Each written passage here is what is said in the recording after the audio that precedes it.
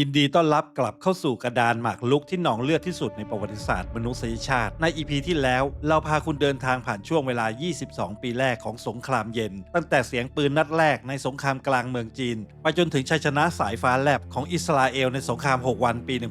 1967 สิ่งที่คุณได้เห็นคือรูปแบบเดิมที่ถูกฉายซ้ำแล้วซ้ำเล่าวอชิงตันกับมอสโกไม่เคยยิงปืนใส่กันโดยตรงแม้สักนัดเดียวแต่ทั้งคู่กับส่งเงินส่งอาวุธและส่งอุดมการณ์ไปให้ประเทศเล็กๆฆ่ากันเอง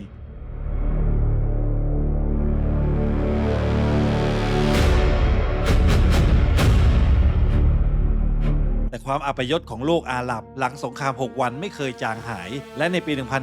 1973 มันก็ปะทุกลับมาในสงครามยมคิปปูพร้อมกับเผยโฉมอาวุธชนิดใหม่ที่โลกไม่เคยเห็นมาก่อนเมื่อกลุ่มประเทศอาหรับตัดสินใจงัดอาวุธเศรษฐกิจปิดก๊อกน้ำมันบีบคอเศรษฐกิจโลกตะวันตกทั้งใบนี่คือครั้งแรกที่เบี้ยบนกระดานกล้าย้อนสอนกลับมาบีบคอเจ้าของกระดานเองและนั่นคือจุดเริ่มต้นของครึ่งหลังที่โคตรจะบัดซบยิ่งกว่าเดิมเพราะจากนี้ไปสมรภูมิจะขยายตัวข้ามทวีปไปสู่แอฟริกาที่ถูกฉีกเป็นชิ้นๆความอดอยากจะถูกใช้เป็นอาวุธในเอธิโอเปียมิดจะกลายเป็นศัตรูข้ามคืนในสงครามโอกาเดนสงครามกลางเมืองจะแหลกลานข้ามรุ่นในแองโกลาและโมซัมบิกจักรวรรดิหมีขาวจะเดินดิ่งเข้าไปติดหล่มในอัฟกานิสถานเรื่องอื้อฉาวจะเปิดโปงตัวตนทำเนียบขาวเองในนิการากัวหน่วยสังหารจะออกล่าประชาชนในเอลซัลวาดอร์และสงครามอิหร่านอิรักจะกลายเป็นธุรกิจขายอาวุธให้ทั้งสองฝ่ายพร้อมกันก่อนที่ทุกอย่างจะจบลงด้วยการล่มสลายของจักรวรรดิที่เคยยิ่งใหญ่ที่สุดในประวัติศาสตร์มนุษยชาติพร้อมกันหรือยังแล้วกลับเข้าสู่กระดานกันต่อเลย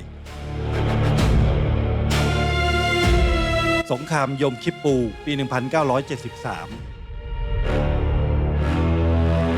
ความเงียบสงบอันศักดิ์สิทธิ์ในวันที่ 6 ตุลาคม ปี 1973 ถนนทุกสายในอิสราเอลว่างเปล่าไร้เสียงรถยนต์ไร้เสียงวิทยุทหารส่วนใหญ่ทิ้งปืนกลับบ้านไปอยู่กับครอบครัวนี่คือวันยมคิปปูหรือวันลบมลทินบาปวันหยุดทางศาสนาที่สำคัญที่สุดของชาวยิวอิสราเอลกำลังหลงระเริงและเสพติดความจองของชัยชนะเมื่อ 6 ปีก่อนโดยเชื่อหมดใจว่าพวกอาหรับที่แพ้ไม่มีน้ำยาพอที่จะลุกขึ้นมาฮือได้อีกแล้วแต่นั่นคือความประมาทที่โคตรจะชิบหายวายวอดเพราะใต้จมูกของพวกเขาอียิปต์และซีเรียที่แอบเลียแผลและสะสมความแค้นมาตลอด 6 ปีเต็มกำลังเงื้องง้างดาบรออยู่เวลาบ่าย 2 โมงตรงนรกแตกเหนือท้องฟ้าตะวันออกกลางโดยไม่มีสัญญาณเตือนฝูงบินลบและปืนใหญ่ที่ผลิตโดยโซเวียตสาดฝนเหล็กถล่มแนวรับของอิสราเอลพร้อมกันทั้งสองหน้ากระดานทหารอียิปต์นับแสนนายข้ามคลองสุเอตมาทางใต้ในขณะที่รถถังซีเรียนับพันคันบุกทะลวงที่ราบสูงโกลันมาทางเหนือภายในเวลาแค่ไม่กี่วันกองทัพอิสราเอลที่เคยไร้เทียมทานถูกบดขยี้จนถอยร่นเลือดสาดกระเซ็นและประเทศกำลังก้าวเข้าสู่หุบเหวแห่งความพินาศเมื่อหมาป่ากำลังจะถูกเชือดมีรายงานว่านายกโกดาเมอีแห่งอิสราเอลยกหูโทรศัพท์หาวอชิงตันด้วยน้ำเสียงที่สิ้นหวังสุดขีดและแฝงไปด้วยคำขู่ลึกๆว่าถ้าอเมริกาไม่ช่วยอิสราเอลอาจจะต้องงัดอาวุธนิวเคลียร์ขึ้นมาใช้ปกป้องตัวเองเป็นทางเลือกสุดท้าย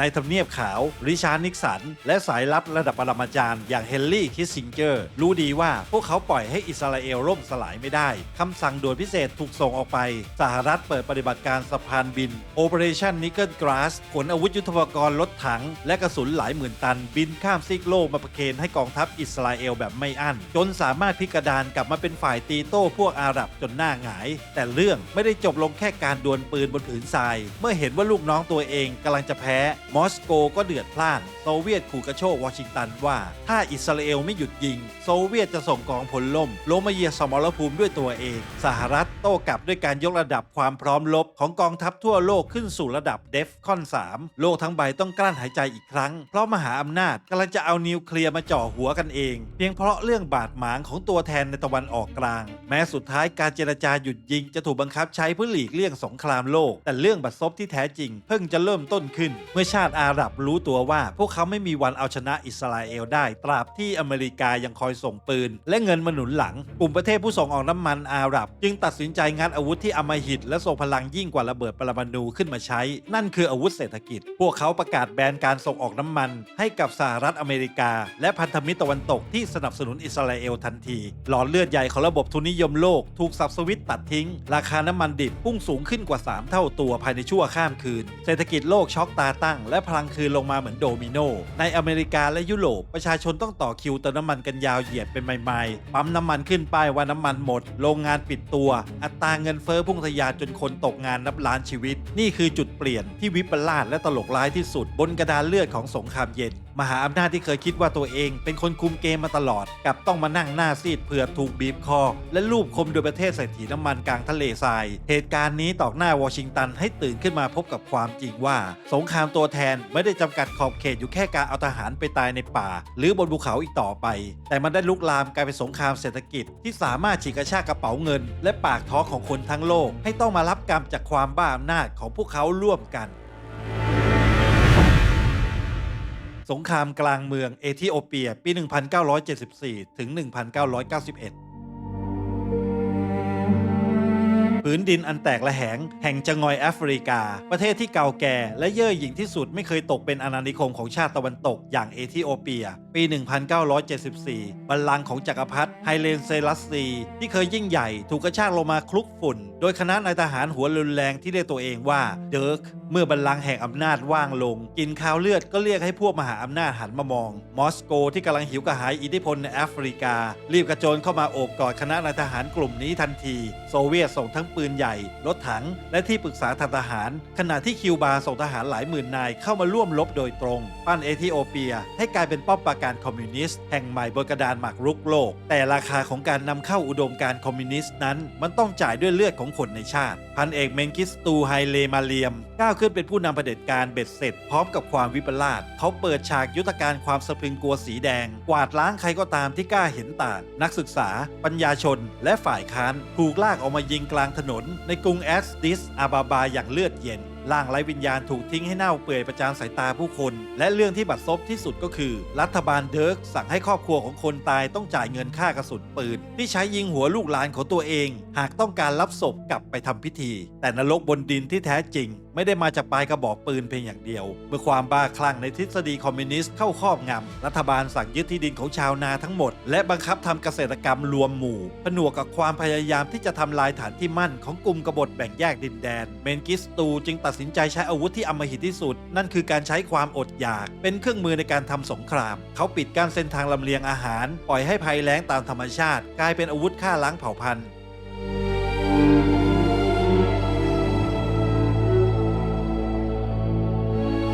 แผ่นดินสีแดงที่แห้งผากไร้ซึ่งเม็ดฝนเด็กทารกที่ผอมจนเหลือแต่หนังหุ้มกระดูกนอนรอความตายอยู่ในอ้อมกอดของแม่ที่ไม่มีแม้แต่น้ำนมจะให้ดื่มฝูงแมลงวันตอมหึงรอบดวงตาของคนที่ยังมีลมหายใจซากกลบเกลื่อนกลาดทับถมกันนับล้านชีวิตท่ามกลางความหิวโหยที่กัดกินประเทศจนแหลกสลายวิกฤตความอดอยากในช่วงปี 1983 ถึง 1985 กลายเป็นโศกนาฏกรรมที่เลวร้ายที่สุดในประวัติศาสตร์ร่วมสมัยแล้วพวกมหาอำนาจทำอะไรในช่วงเวลานั้นสหภาพโซเวียตที่เอาแต่พร่ำบอกว่าตัวเองเป็นสหายผู้ยิ่งใหญ่ของชนชั้นกรรมอาชีพกลับเลือกที่จะส่งอาวุธและกระสุนเข้ามาให้รัฐบาลเดิร์กใช้ฆ่าคนของตัวเองต่อไปโดยไม่สนใจจะส่งข้าวสาลีมาประทังชีวิตคนลากหญ้าในขณะที่โลกตะวันตกก็ทำได้เพียงจัดคอนเสิร์ตการกุศลส่งเงินบริจาคมาช่วยเหลือแบบฉาบฉวยแต่ไม่มีรัฐบาลไหนในโลกเสรีกล้าส่งกองกำลังเข้ามาแทรกแซงหรือหยุดยั้งการเข็นฆ่านี้เพราะพวกเขาประเมินแล้วว่าเอธิโอเปียในตอนนั้นไม่มีผลประโยชน์ทางยุทธศาสตร์มากพอให้ต้องเปลืองตัวสงครามกลางเมืองเอธิโอเปียคือภาพสะท้อนที่โคตรจะมืดมิดและน่าสะอิดสะเอียนที่สุดของสงครามเย็นมันคือยุคที่อุดมการเมืองจอมปลอมถูกตั้งราคาให้สูงริบลิ่วโดยมีชีวิตของชาวแอฟริกันนับล้านคนเป็นเพียงแค่เศษเหรียญที่มหาอำนาจเอามาจ่ายทิ้งบนกระดานเลือดปล่อยให้ผู้คนต้องหิวตายอย่างโดดเดี่ยวไร้ค่าเพียงเพื่อรักษาเป้าประการแห่งอำนาจของตัวเองไว้เท่านั้นสงครามกลางเมืองแองโกลาปี 1975 ถึง 2002ลุ่งสางเหนือทุ่งหญ้าสวรรณาและป่าทึบในฝั่งตะวันตกเฉียงใต้ของแอฟริกาแผ่นดินที่อุดมไปด้วยเพชรน้ำงามและบ่อน้ำมันมหาศาลปี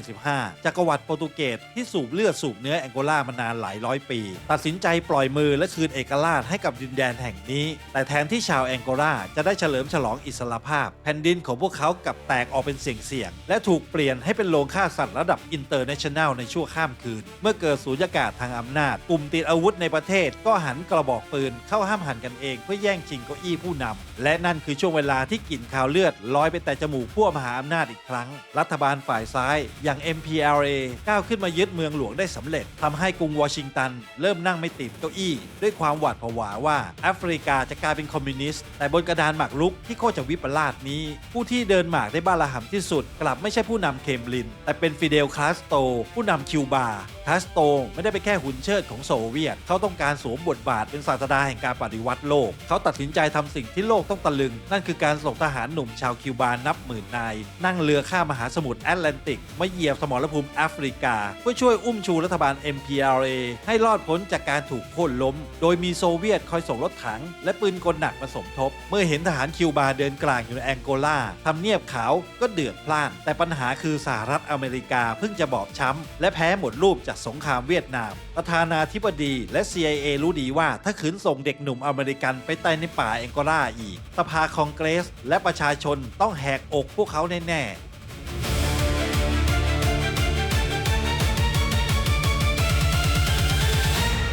เมื่อไม่กล้าเอาเลือดตัวเองไปแลกสหรัฐจึงตัดสินใจจับมือกับปีศาจวอชิงตันแอบส่งเงินดอลลาร์และอาวุธสงครามไปสนับสนุนกลุ่มกบฏยูนิต้าภายใต้การนำของโจนาส ซาวิมบีและที่บรรลัยที่สุดคือสหรัฐไปดึงเอารัฐบาลแอฟริกาใต้ซึ่งในยุคนั้นปกครองด้วยระบอบอัปพาร์เทียดหรือการเหยียดสีผิวกดขี่คนผิวดำอย่างอำมหิตที่สุดให้ส่งกองทัพข้ามพรมแดนมาร่วมรบเคียงบ่าเคียงไหล่กับกบฏวอชิงตันที่อ้างตัวว่าเป็นดินแดนแห่งเสรีภาพกับยอมจับมือกับรัฐบาลที่กดขี่คนผิวดำเพียงเพื่อเอาชนะเกมการเมืองกับฝั่งคอมมิวนิสต์นี่คือความน่าไหว้หลังหลอกที่ตลกร้ายที่สุดในยุคสงครามเย็นสมรภูมิแองโกลาจึงกลายเป็นมหาสงครามตัวแทนข้ามทวีปอย่างสมบูรณ์แบบทหารคิวบาขับรถถังโซเวียตเข้าปะทะกับทหารแอฟริกาใต้ที่ใช้เงินและอาวุธของอเมริกาโดยมีคนแองโกลาเป็นเบี้ยตัวเล็กๆที่ถูกลูกหลงตายห่าอยู่กลางแองโกลาถูกปูพรมไปด้วยทุ่นระเบิดสังหารนับ10 ล้านลูกที่ฝังอยู่ใต้ดินทุกๆย่างก้าวของชาวไร่และเด็กน้อยที่วิ่งเล่นอาจแลกมาด้วยการเสียขา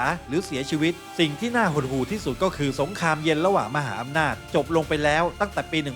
1991 สหรัฐโซเวียตคิวบาและแอฟริกาใต้ต่างเก็บกระเป๋ากลับบ้านกันไปหมดแล้วแต่ไฟสงครามในแองโกลากับยังคงลุกโชนต่อไปกลุ่มอำนาจในประเทศยังคงใช้เพชรสีเลือดและน้ำมันเป็นท่อน้ำเลี้ยงเพื่อซื้ออาวุธมาฆ่ากันเองต่อไปอีกนับ10 ปีกว่าเสียงปืนจะสงบลงจริงๆก็ล่วงเลยเข้าสู่ปี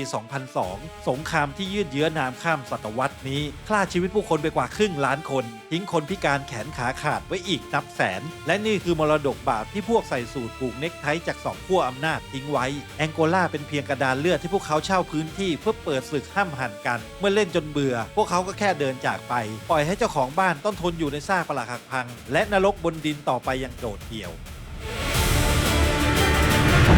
สงครามโอกาเดนปี 1977 ถึง 1978 ฝุ่นทรายสีแดงที่ฟุ้งตลบเหนือภูมิภาคโอกาเดนดินแดนรกร้างอันแห้งแล้งที่ตั้งอยู่กลางรอยต่อระหว่างประเทศโซมาเลียและเอธิโอเปียในหน้าประวัติศาสตร์ของสงครามเย็นมีเหตุการณ์มากมายที่โหดร้ายและวิปลาสแต่นี่คือสมรภูมิที่เรียกได้ว่าเป็นเรื่องตลกร้ายและเปิดโปงความตอแหลของมหาอำนาจได้เจ็บแสบที่สุดเพราะมันคือสงครามที่พิสูจน์ให้โลกเห็นว่าคำว่าอุดมการณ์มันก็แค่เรื่องแหกตาหลอกเด็กปี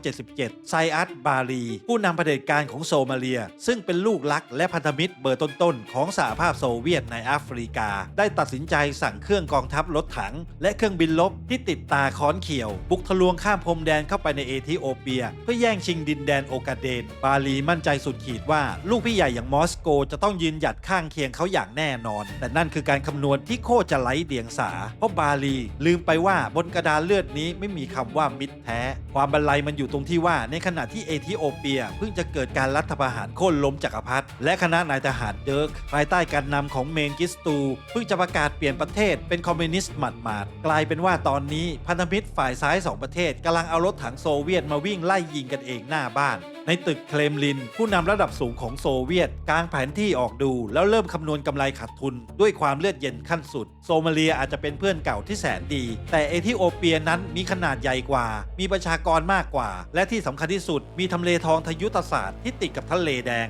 ซึ่งประเมินค่าไม่ได้ความคิดในหัวของมอสโกนั้นชัดเจนถ้าต้องเลือกระหว่างเพื่อนเก่าตัวเล็กกับเพชรเม็ดใหม่ที่ใหญ่กว่าการเขี่ยเพื่อนเก่าทิ้งก็ไม่ใช่เรื่องยากอะไรและนั่นคือจุดเริ่มต้นของสุดยอดการทรยศแห่งยุค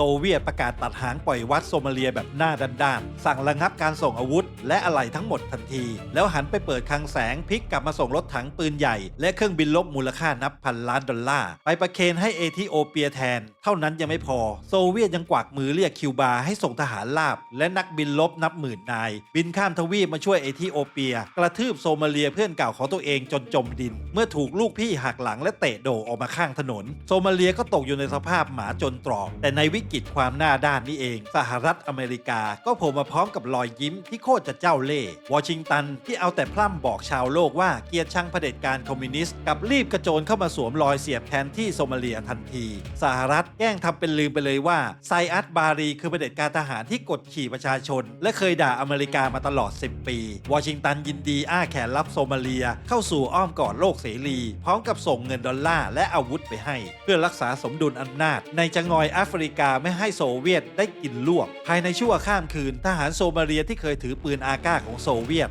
ต้องหันมาจับปืน M16 ของอเมริกาส่วนทหารเอธิโอเปียที่เคยใช้อาวุธตะวันตกก็หันมาขับรถถังT-55ของโซเวียตเข้าใส่กันมันคือการสลับข้างแบบสวิงกิ้งที่น่าไม่อายที่สุดในประวัติศาสตร์การเมืองโลกสงครามโอกาเดนจบลงด้วยความพ่ายแพ้ยับเยินของโซมาเลียพร้อมกับซากศพของทหารและพลเรือนหลายหมื่นคนที่ต้องตายไปอย่างเปล่าประโยชน์นี่คือบทพิสูจน์ที่สว่างวาบที่สุดว่าในสงครามเย็นอุดมการณ์ประชาธิปไตยหรือคอมมิวนิสต์มันก็เป็นแค่เสื้อคลุมสวยหรูที่มหาอำนาจเอาไว้สวมหลอกคนโง่ให้ไปตายแทนเพราะเนื้อแท้ของเกมกระดานนี้มีเพียงสิ่งเดียวที่ศักดิ์สิทธิ์และมีความหมายนั่นก็คือผลประโยชน์แห่งชาติล้วน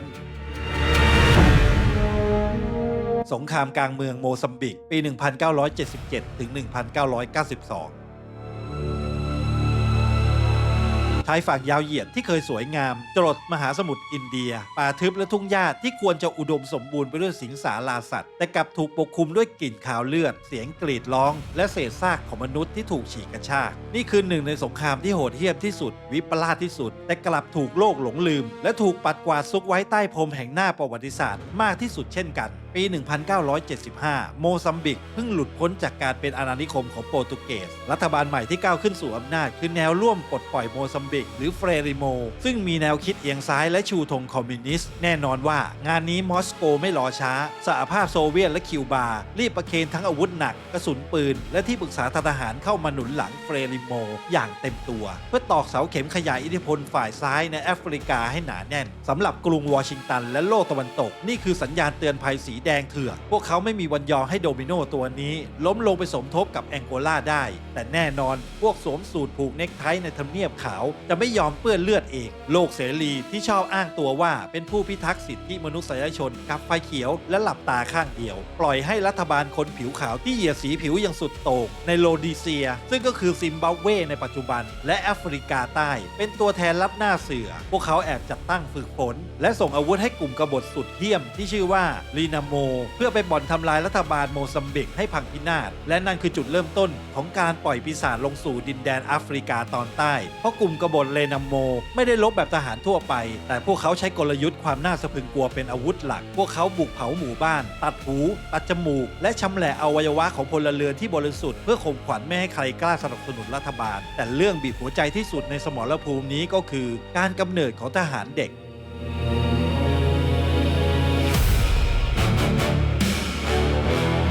เด็กชายวัยเพียง 8-10 ขวบที่ควรจะได้วิ่งเล่นและไปโรงเรียนกับถูกกบฏเลนาโมบุกไปลักพาตัวมากลางดึกเด็กพวกนี้ถูกมอมยาถูกล้างสมองและถูกบังคับให้จับปืนอาก้ากระบอกใหญ่แทบจะเท่าตัวของพวกเขากฎของการเข้าแก๊งที่อำมหิตที่สุดคือเด็กเหล่านี้จะถูกบังคับให้ลั่นไกสังหารพ่อแม่หรือคนในครอบครัวของตัวเองเพื่อตัดขาดจากโลกภายนอกและพิสูจน์ความจงรักภักดีเด็กบริสุทธิ์นับหมื่นคนถูกเปลี่ยนให้กลายเป็นเครื่องจักรสังหารที่ไร้จิตใจเดินเรียงหน้ากระดานเป็นโล่มนุษย์รับกระสุนแทนพวกผู้ใหญ่ยังไม่พอแค่นั้นเพื่อตัดกำลังทางเศรษฐกิจทั้งสองฝ่ายได้ฝังทุ่นระเบิดสังหารนับล้านลูกกระจายไปทั่วแผ่นดินโมซัมบิกผืนดินที่เคยปลูกข้าวโพดและมันสำปะหลังกลายเป็นกับดักมรณะที่พร้อมจะระเบิดฉีกแขนขาของชาวไร่และเด็กน้อยที่เดินยับลงไปโมซัมบิกกลายเป็นประเทศที่สัดส่วนคนพิการแขนขาขาดสูงที่สุดแห่งหนึ่งของโลกสงครามกลางเมืองโมซัมบิกยืดเยื้อยาวนานถึง15 ปีฆ่าชีวิตผู้คนไปเกือบ1 ล้านชีวิตจากทั้งคมกระสุนและความอดอยากทิ้งคนอีก อีกนับล้านให้กลายเป็นผู้ลี้ภัย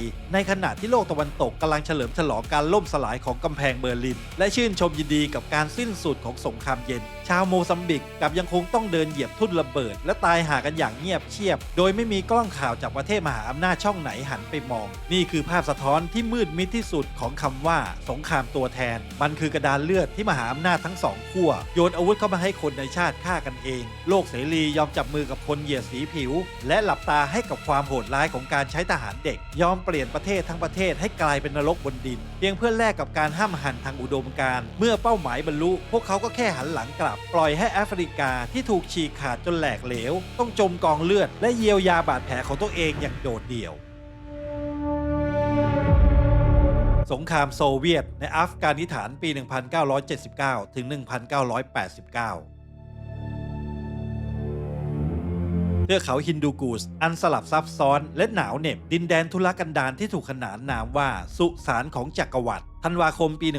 1979 เสียงตีตะขาบของรถถังโซเวียตและเสียงคำรามของเฮลิคอปเตอร์ติดอาวุธ Mi-24 ของกองทัพแดงโซเวียตแหวกทะลุความเงียบสงบของอัฟกานิสถานผู้นำโซเวียตเลโอนิด เบฟเนฟตัดสินใจทำเรื่องที่โคตรจะโง่เขลาที่สุดในประวัติศาสตร์ด้วยการส่งทหารนับแสนนายบุกยึดกรุงคาบูเพื่ออุ้มชูรัฐบาลคอมมิวนิสต์หุ่นเชิดที่กำลังจะโดนประชาชนโค่นล้มกองทัพแดงที่เคยบกขยี้นาซีเยอรมันจนล่าเป็นหน้ากรองมั่นใจสุดขีดว่าพวกเขาจะใช้เวลาแค่ไม่กี่เดือนในการปราบพวกกบฏชาวเขาที่สวมรองเท้าแตะให้ราบคาบแต่นั่นคือการก้าวเท้าลงไปในบึงโคลนดูดที่ไม่มีวันปีนกลับขึ้นมาได้เมื่อข่าวการบุกอัฟกานิสถานลอยไปถึงทำเนียบขาวแทนที่อเมริกาจะหวาดกลัว CIA กับยิ้มกลิ่มด้วยความสะใจนี่คือโอกาสทองที่จะได้ล้างแค้นจากความอัปยศในสงครามเวียดนามความคิดในหัวของวอชิงตันเยือกเย็นและอำมหิตพวกแกเคยส่งปืนมาให้กบฏเวียดกงฆ่าเด็กหนุ่มอเมริกันใช่ไหมวันนี้แหละฉันจะให้พวกแกได้ลิ้มรสความชิบหายวายวอดแบบเดียวกันสหรัฐอเมริกาเปิดไฟเขียวปฏิบัติการไซโครนทุ่มเงินสีดำหลายพันล้านดอลลาร์ลักลอบส่งผ่านหน่วยข่าวกรอง ISI ของปากีสถานเพื่อไปกว้านซื้ออาวุธทั่วโลกมาประเคนใส่มือของกลุ่มนักรบศาสนาที่เรียกตัวเองว่ามูจาฮิดีนนี่คือความย้อนแย้งที่ตลกร้ายที่สุดมหาอำนาจโลกเสรีทนนิยมผู้เจริญแล้วกลับยอมเทหมนหน้าตักเพื่อติดอาวุธให้กลุ่มนักรบอิสลามสุดโต่งเพียงเพื่อเอาไว้ฆ่าคอมมิวนิสต์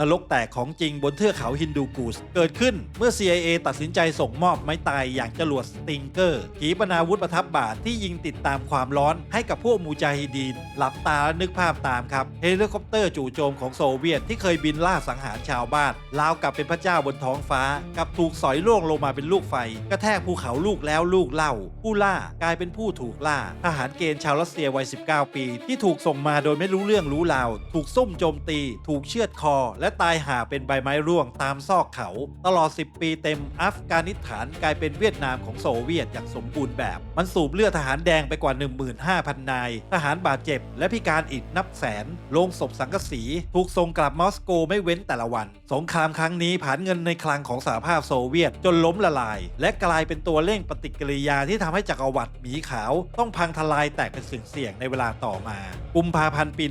1989 กองทัพโซเวียตที่บอบช้ำตัดสินใจถอนทัพหนีกลับบ้านด้วยความอัปยศสหรัฐอเมริกาและโลกตะวันตกเปิดแชมเปญฉลองชัยชนะแต่เรื่องที่ขำไม่ออกและโลกต้องชดใช้ด้วยเลือดในอีก2 ทศวรรษต่อมาก็คือเมื่อโซเวียตจากไปสหรัฐก็ทิ้งอัฟกานิสถานไปดื้อๆปล่อยให้ประเทศนี้แหลกเป็นผุยผงต้องเผชิญชะตากรรมตามยถากรรมพร้อมกับทิ้งคลังแสงอาวุธที่ใหญ่ที่สุดในโลกไว้ในมือของพวกนักรบสุดโต่งเมล็ดพันธุ์แห่งความรุนแรงที่ CIA หว่านและลดน้ำด้วยเงินดอลลาร์กลายเป็นหนึ่งในปัจจัยสำคัญที่เพาะพันธุ์เมล็ดปีศาจร้ายอย่างตาลิบันและอัลกออิดะนำโดยชายที่ชื่อโอซามะบินลาเดนซึ่งสุดท้ายปีศาจตนนี้ก็หันกระบอกปืนกลับมาแว้งกัดเจ้าของส่งคนไปยึดเครื่องบินพุ่งชนตึกแฝดใจกลางเมืองนิวยอร์กในเหตุการณ์นายวันกลายเป็นตลกร้ายที่โคตรจะมืดมิดและราคาแพงที่สุดที่พิสูจน์ว่าในเกมสงครามตัวแทนการสร้างปีศาจเพื่อไปทำลายศัตรูสักวันหนึ่งคุณจะต้องจ่ายคืนด้วยเลือดของคนในชาติตัวเอง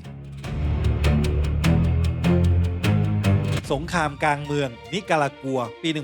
1979 ถึง 1990 ดินแดนในอเมริกากลางที่ถูกวอชิงตันมองว่าเป็นแค่หลังบ้านของตัวเองมาโดยตลอดปี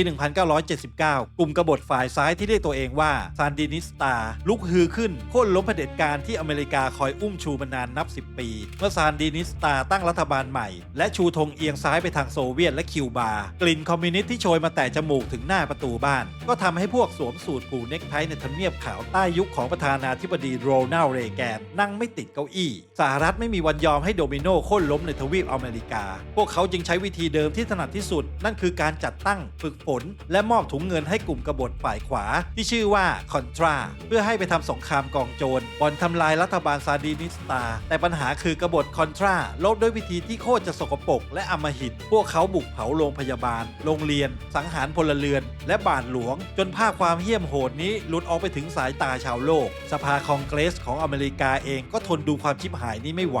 สภาคองเกรสจึงตัดสินใจงัดข้อกับประธานาธิบดีด้วยการออกกฎหมายเหล็กที่สั่งห้ามรัฐบาลและหน่วยข่าวกรองนำเงินภาษีของประชาชนอเมริกันไปสนับสนุนกบฏคอนทราอย่างเด็ดขาดถ้าเป็นประเทศประชาธิปไตยปกติเมื่อกฎหมายสั่งเบรกรัฐบาลก็ต้องยอมถอยแต่บนกระดานเลือดของสงครามเย็นเมื่อกฎหมายของชาติตัวเองเข้ามาขัดขวางอุดมการณ์มหาอำนาจก็แค่เลือกที่จะแหกกฎหมายความย้อนแย้งที่ตลกร้ายและวิปลาสที่สุดในประวัติศาสตร์การเมืองโลกจึงบังเกิดขึ้นเจ้าหน้าที่ระดับสูงของทำเนียบขาวและ CIA แอบจัดฉากแผนการลับหลังม่านที่โคตรจะหน้าด้านพวกเขาตัดสินใจลักลอบนำขีปนาวุธและอาวุธสงครามชั้นสูงไปขายแบบเถื่อนๆให้กับประเทศอิหร่าน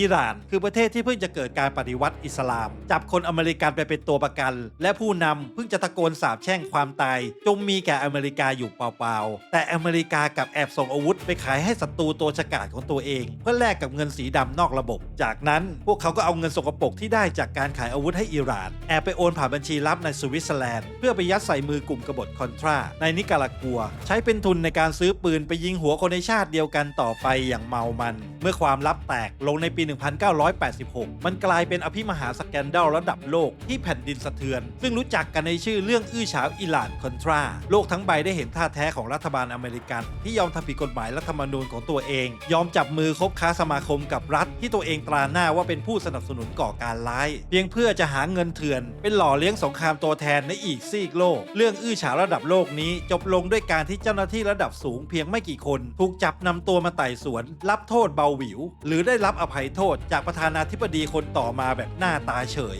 พวกคนบงการลอดตัวไปได้ทั้งหมดแต่คนที่ต้องจ่ายราคาแพงที่สุดสำหรับความต่อแหลระดับชาตินี้คือชาวนิการากัวกว่า 3-5 หมื่นชีวิตที่ต้องตายหาในสงครามกลางเมืองสงครามที่ถูกหล่อเลี้ยงด้วยเลือดเงินสกปรกและการทรยศต่อกฎหมายของประเทศที่อ้างตัวว่าเป็นผู้นำโลกเสรี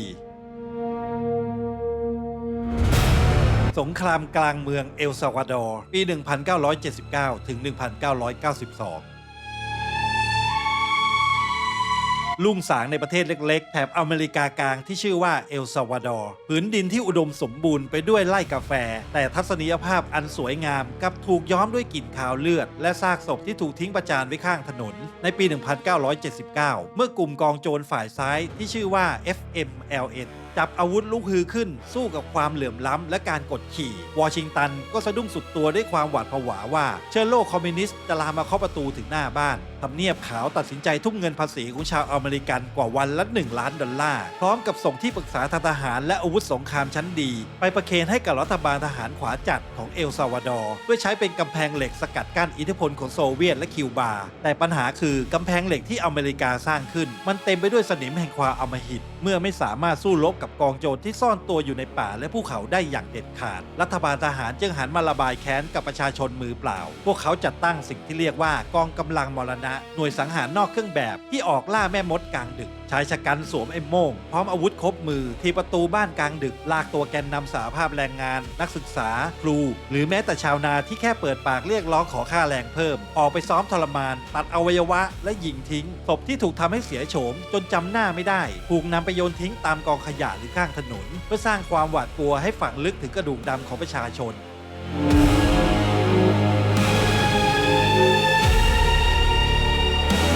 นรกบนดินนี้ไม่มีการเว้นวรรคให้แม้แต่พระเจ้ากองกำลังมรณะเหี้ยมโหดถึงขั้นลอบสังหารอาร์บิชอปออสการ์โรเมโรพระผู้ใหญ่ที่ออกมาพูดปกป้องคนจนกลางพิธีมิสซาในโบสถ์และที่ชิบหายวายวอดที่สุดคือเหตุการณ์ดักปล้นข่มขืนและสังหารแม่ชีชาวอเมริกัน4คนอย่างทารุณใช่ครับแม่ชีสัญชาติอเมริกันแท้ๆถูกฆ่าตายด้วยปืนและกระสุนที่รัฐบาลอเมริกันเองเป็นคนจ่ายเงินซื้อให้แล้วพวกสวมสูทผูกเน็กไทในวอชิงตันทำอย่างไรเมื่อเห็นความวิปลาสนี้เอกสารลับที่ถูกนำมาเปิดโปงในภายหลังระบุชัดเจนว่าทำเนียบขาวและ CIA รู้เห็นทุกอย่างรู้แม้กระทั่งรายชื่อของนายพลที่เป็นคนสั่งการกองกำลังมรณะแต่พวกเขากลับเลือกที่จะหลับตาข้างเดียวทำเป็นมองไม่เห็นศพที่กองอยู่บนถนนและเดินหน้าเซ็นเช็คส่งเงินทุนสนับสนุนรัฐบาลทหารต่อไปเพราะในยุคสงครามเย็นอุดมการณ์เสรีภาพและสิทธิมนุษยชนที่อเมริกาชอบพร่ำสอนชาวโลกมันถูกบิดเบี้ยวจนเหลือเพียงแค่ตรรกะวิบัติที่แสนจะเลือดเย็นนั่นคือประโยคคลาสสิกที่ดังก้องอยู่ในหัวของคนวงการเกม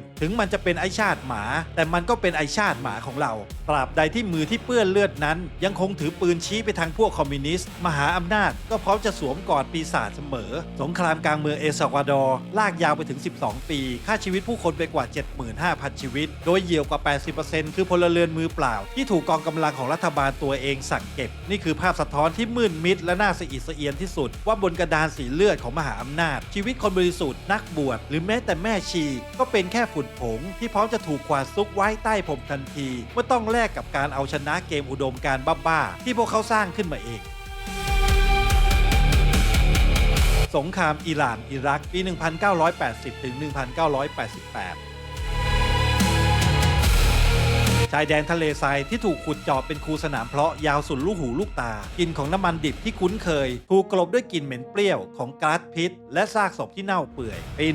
1980 ซัดดัม ฮุสเซนผู้นำเผด็จการแห่งอิรักสบโอกาสที่อิหร่านกำลังวุ่นวายอย่างหนักหลังการปฏิวัติอิสลามเขาจึงสั่งเครื่องกองทัพบุกข้ามพรมแดนหวังจะฮุบแหล่งน้ำมันและตั้งตัวเป็นพี่ใหญ่แห่งโลกอาหรับแต่แทนที่จะเป็นสงครามสายฟ้าแลบตามที่ซัดดัมวาดฝันมันกลับกลายเป็นฝันร้ายที่ดึงโลกย้อนกลับไปสู่ความชิบหายวอดวายแบบสงครามโลกครั้งที่1ทหารทั้ง2ฝ่ายติดลมอยู่ในคูสนามเพาะท่ามกลางโดนลวดหนามและหากระสุนปืนใหญ่ฝั่งอิหร่านถึงขั้นใช้วิธีคลื่นมนุษย์เกณฑ์เด็กวัยรุ่นและคนหนุ่มที่ถูกปลุกระดมด้วยศาสนาให้วิ่งด้านหน้าเข้าฝ่าดงระเบิดเพื่อเปิดทางให้ทหารราบในขณะที่ซัดดัม ฮุสเซนก็ตอบโต้ด้วยความอำมหิตขั้นสุดนั่นคือการงัดอาวุธเคมีทั้งก๊าซมัสตาร์ดและก๊าซทำลายระบบประสาทมาฉีดพ่นใส่ทหารอิหร่านและพลเรือนชาวเคิร์ดจนดิ้นทุรนทุรายขาดใจตายเป็นใบไม้ร่วงแต่เรื่องที่บัดซบและน่าสะอิดสะเอียนที่สุดของสงครามครั้งนี้ไม่ใช่ความบ้าเลือดของผู้นำในตะวันออกกลางแต่มันคือความหน้าด้านของพวกมหาอำนาจที่เปลี่ยนลานประหารแห่งนี้ให้กลายเป็นตลาดนัดค้าอาวุธระดับโลก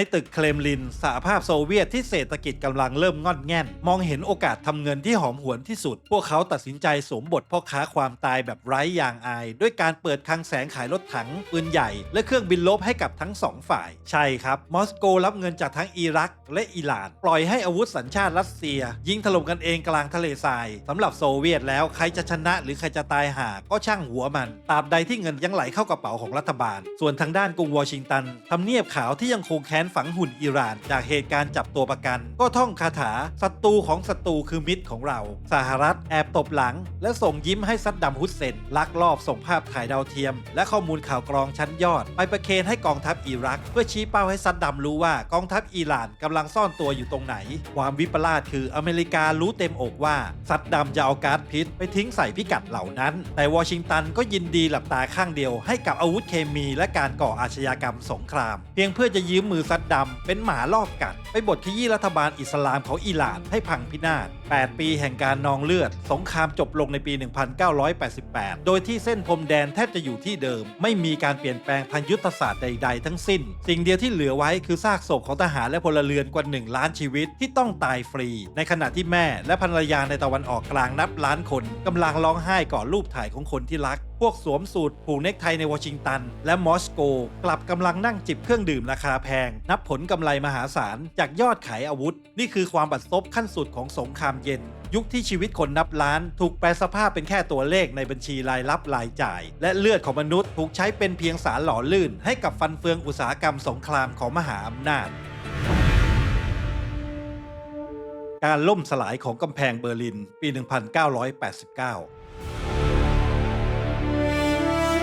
ค่ำคืนอันหนาวเหน็บของวันที่ 9 พฤศจิกายน ปี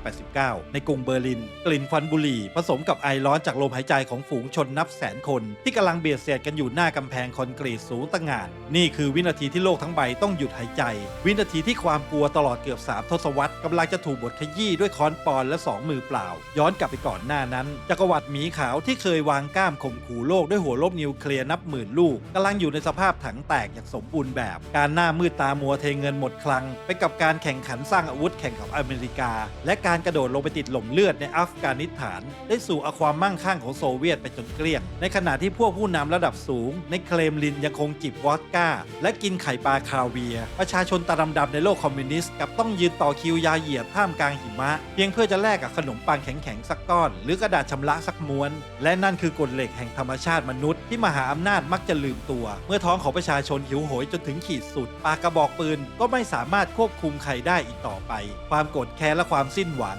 ลุกลามเป็นไฟลามทุ่งไปทั่วทวีปยุโรปตะวันออกประชาชนโปแลนด์ฮังการีและเช็กโกสโลวาเกียเริ่มลุกฮือขึ้นประท้วงทฤษฎีโดมิโนที่อเมริกาเคยกลัวนักหนาในช่วงสงครามเวียดนามกับกำลังเกิดขึ้นจริงในฝั่งคอมมิวนิสต์เสียเองโดมิโนสีแดงกำลังล้มคลืนลงมาทีละตัวโดยที่มอสโกไม่มีปัญญาและไม่มีเงินพอที่จะส่งรถถังไปเหยียบย่ำผู้ประท้วงเหมือนในอดีตได้อีกแล้วจนกระทั่งความชิบหายวายวอดมาถึงคิวของเยอรมันตะวันออกด้วยความผิดพลาดระดับมหากาพย์ในการแถลงข่าวของเจ้าหน้าที่ระดับสูงเยอรมันตะวันออกที่เผยหลุดป่าออกทีวีว่าพรมแดนจะถูกเปิดให้ประชาชนข้ามฝั่งตะวันตกได้ทันทีข่าวนี้แพร่สะพัดราวกับระเบิดนิวเคลียร์ลงกลางเมืองชาวเบอร์ลินตะวันออกนับแสนคนทิ้งทุกอย่างแล้ววิ่งกูกันไปที่ด่านตรวจหน้ากำแพงเบอร์ลินทันทีทหารยามรักษาการที่ถูกฝังหัวมาตลอด 28 ปีว่าให้ยิงทิ้งทุกคนที่พยายามปีนข้ามกำแพงตอนนี้กำลังยืนเหงื่อแตกพลักมือสั่นเทาจับปืนอาก้าแน่นพวกเขามองออกไปเห็นคลื่นมนุษย์แห่งความโกรธแค้นและสิ้นหวังนับแสนคนที่พร้อมจะเหยียบพวกเขาให้จมดิน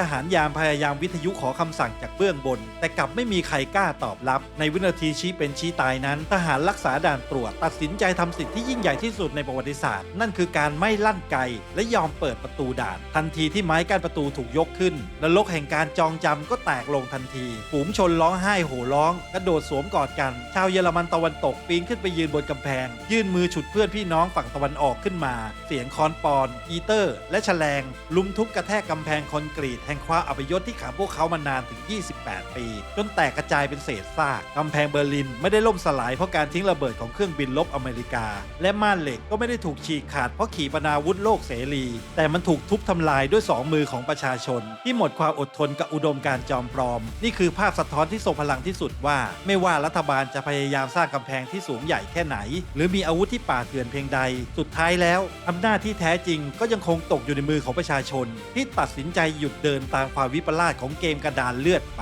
นี้การล่มสลายของสหภาพโซเวียตปี 1991ค่ำคืนที่หนาวเหน็บและเงียบงันที่สุดของกรุงมอสโกวันที่ 25 ธันวาคม ปี 1991 ในขณะที่โลกตะวันตกกำลังเฉลิมฉลองเทศกาลคริสต์มาสด้วยแสงไฟและเสียงเพลงภายในกำแพงอิฐสีแดงของตึกเครมลินจักรวรรดิที่เคยสั่นคลอนและบงการโลกทั้งใบกำลังจะสิ้นใจลงอย่างโดดเดี่ยวมิคาเอล กอร์บาชอฟประธานาธิบดีคนสุดท้ายแห่งสหภาพโซเวียตนั่งอยู่หน้ากล้องโทรทัศน์ด้วยใบหน้าที่อิดโรยและพ่ายแพ้เขาไม่มีไพ่ให้เล่นอีกต่อไปแล้วการแข่งขันสร้างอาวุธที่ผลาญเงินจนหมดคลังสงครามที่สูบเลือดในอัฟกานิสถานการรัฐประหารที่ล้มเหลวและการประกาศลุกฮือแยกตัวของรัฐบริวารต่างๆทำให้จักรวรรดิหมีขาวกลายเป็นเพียงซากศพที่รอวันฝังกอร์บาชอฟจดปากกาเซ็นเอกสารกล่าวคำปราศัยอำลาตำแหน่งประกาศยุติการมีอยู่ของสหภาพโซเวียตอย่างเป็นทางการเวลา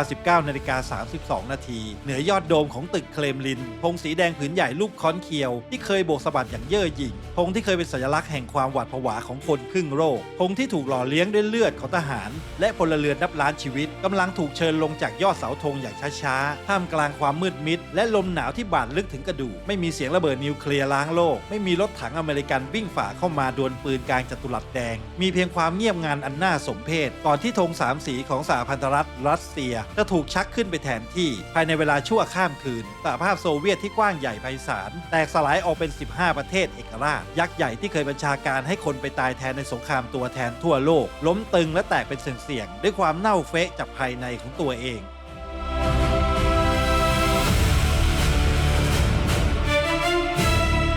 สงครามเย็นที่ยืดเยื้อและสูบเลือดมนุษยชาติมาเกือบครึ่งศตวรรษยุติลงอย่างเป็นทางการตัดภาพไปที่ฝั่งตรงข้ามของโลกพวกสวมสูทผูกเน็กไทในทำเนียบขาวและเพนทากอนเปิดแชมเปญฉลองชัยชนะกันอย่างบ้าคลั่งสหรัฐอเมริกาประกาศกล้าวต่อชาวโลกว่าพวกเขาคือผู้ชนะเลิศเพียงหนึ่งเดียวโลกที่เคยถูกแบ่งเป็น2ขั้วอำนาจได้ตายไปแล้วบัดนี้โลกได้ก้าวเข้าสู่ยุคมหาอำนาจขั้วเดียวโดยมีอเมริกาเป็นผู้ยืนตระหง่านอยู่บนจุดสูงสุดของห่วงโซ่อาหารชี้เป็นชี้ตายระเบียบโลกใหม่แต่เพียงผู้เดียวแต่ความจริงที่โคตรจะตลกร้ายและเฮ่บัดซบที่สุดของบทสรุปนี้ก็คือสงครามเย็นจบลงโดยที่บอสใหญ่ทั้ง2ฝ่ายไม่เคยยิงกระสุนหรือโยนระเบิดใส่แผ่นดินของกันและกันเลยแม้แต่ลูกเดียวรอยเลือดและซากศพของเกมอุดมการณ์จอมปลอมนี้กลับไปกองสุมรวมกันอยู่ในประเทศโลกที่3มันถูกแลกมาด้วยชีวิตของเด็กหนุ่มทหารเสือพรานในป่าลาวซากศพผู้นำที่ถูกละลายในกฎของคองโกทุ่งสังหารที่กะโหลกมนุษย์กองเป็นภูเขาในกัมพูชาทหารเด็กที่ถูกบังคับให้ลั่นไกใส่พ่อแม่ตัวเองในโมซัมบิกคนพิการนับแสนจากทุ่นระเบิดในแองโกลา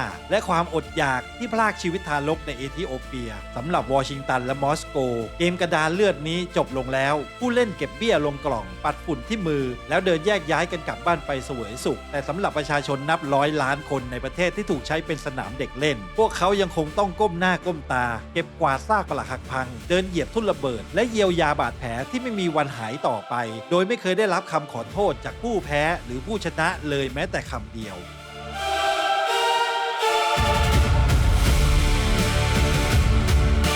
ภาพที่คุณกำลังจะได้เห็นคืองานเลี้ยงฉลองที่เต็มไปด้วยแสงสีและเสียงชนแก้วแชมเปญในกรุงวอชิงตันดีซีต้นทศวรรษ 1990 สหรัฐอเมริกากำลังสวมมงกุฎให้ตัวเองในฐานะผู้กอบกู้โลกที่สามารถปราบมังกรคอมมิวนิสต์ได้สำเร็จพวกสวมสูทผูกเนคไทยิ้มกว้างถ่ายรูปจับมือกันและประกาศให้ชาวโลกรู้ว่าฝันร้ายครึ่งศตวรรษได้จบลงแล้วสันติภาพอันรุ่งโรจน์ได้มาถึงเสียทีแต่นั่นคือเรื่องตอแหลที่ถูกประดิษฐ์ขึ้นมาเพื่อหลอกให้คนชนะรู้สึกดีกับตัวเองเพราะถ้าคุณลองก้มลงไปมองดูกระดานหมากรุกที่พวกเขากำลังลุกเดินจากไปคุณจะเห็นความจริงที่โคตรจะน่าสะอิดสะเอียนผู้เล่นลุกจากโต๊ะไปแล้วแต่มาบนกระดานยังคงหลั่งเลือดประเทศกว่า20ชาติในโลกที่3ต้องจมปลักอยู่กับซากปรักหักพังที่พวกมหาอำนาจทิ้งไว้มรดกที่แท้จริงของสงครามเย็นไม่ใช่สันติภาพแต่มันคือสูญญากาศทางอำนาจและคลังแสงอาวุธเถื่อนที่ใหญ่ที่สุดในประวัติศาสตร์มนุษยชาติบนเทือกเขาฮินดูกูสอัฟกานิสถานที่ถูกอเมริกาทิ้งขว้างทันทีที่โซเวียตถอนทัพกลับกลายเป็นรังเพาะเชื้อชั้นดีอาวุธสงครามและเงินสีดำหลายพันล้านดอลลาร์ที่ CIA เคยยัดใส่มือพวกนักรบมูจาฮิดีนได้กลายเป็นน้ำลดลาดให้เมล็ดพันธุ์แห่งความเกลียดชังเติบโตขึ้นเป็นกลุ่มหัวรุนแรงและในเช้าวันที่11กันยายนปี2001สูญญากาศและอาวุธที่อเมริกาทิ้งไว้กลายเป็นหนึ่งในปัจจัยสำคัญที่เพาะพันธุ์ให้เมล็ดปีศาจกลุ่มใหม่เติบโตจนในที่สุดมันก็บินข้ามโลกกลับมาแว้งกัดเจ้าของถล่มตึกแฝด World Trade Center จนถล่มทลายนี่คือใบเสร็จเรียกเก็บเงินที่โคตรจะราคาแพงจากการที่มหาอำนาจเล่นสนุกกับการปั้นปีศาจขึ้นมาสู้กันและมันไม่ได้เกิดขึ้นแค่กับอัฟกานิสถานปืนอาก้าและ M16 นับล้านกระบอกที่มหาอำนาจเคยเอาไปแจกฟรีในตะวันออกกลางแอฟริกาและลาตินอเมริกาไม่เคยถูกเรียกเก็บคืนมันถูกส่งต่อให้แก๊งค้ายาเสพติดขุนศึกท้องถิ่นและผู้ก่อการร้ายทุ่นระเบิดสังหารในแองโกลาและโมซัมบิกยังคงระเบิดฉีกกระชากขาเด็กๆที่วิ่งเล่นอยู่ทุกวันซากศพและความแค้นที่ฝังลากลึกในคองโกและเอลซาวาดอร์นิการากัวและอีกหลายประเทศยังคงทำให้ผู้คนต้องจับปืนมาฆ่าฟันกันเองอย่างไม่จบสิ้นเพียงแค่ครั้งนี้มันไม่มีคำว่าคอมมิวนิสต์หรือโลกเสรีมาแปะป้ายเป็นข้ออ้างให้ดูเท่อีกต่อไปหน้าประวัติศาสตร์อาจบอกว่าเกมกระดานเลือดใบนี้ได้ปิดฉากลงไปแล้วแต่บาดแผลที่มันกรีดทิ้งไว้ยังคงมีหนองและเลือดไหลซึมอยู่ทั่วทุกมุมโลกมหาอำนาจอาจจะจับมือกันดื่มแชมเปญและยิ้มบอกชาวโลกว่าสงครามเย็นจบลงแล้วแต่เมื่อคุณมองดูไฟสงครามที่ยังคุโชนทั่วโลกในทุกวันนี้ลองถามตัวเองดูสิว่าโลกใบนี้มันปลอดภัยขึ้นจริงๆหรือพวกเขาก็แค่เปลี่ยนวิธีการกระซวกกันให้แนบเนียนขึ้นเท่านั้น